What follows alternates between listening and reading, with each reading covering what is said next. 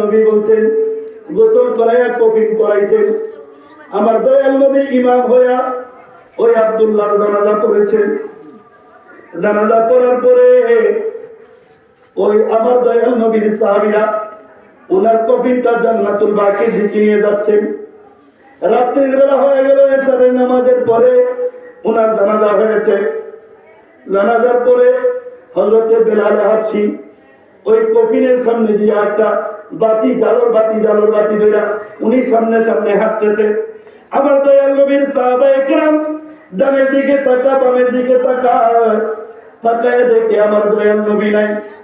ওনাকে দ্রুত গতিতে ওনার কবরের মধ্যে নিয়ে গেছেন।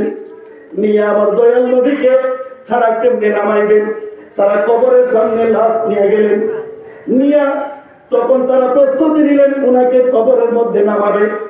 প্রস্তুতি নিয়ে যখন কবরে নামতে গেলেন, গিয়া দেখেন ওই কবরের মধ্যে আমার দয়াল নবী নেমে আছে। আমার দয়াল নবীর এই দৃশ্য দেখা আমার দয়াল নবীর সাহাবায়ে কেরামের মধ্যে গড়াগড়ি লাগা গেল। আয় হায় রে, আব্দুল্লাহ কত ভাগ্য।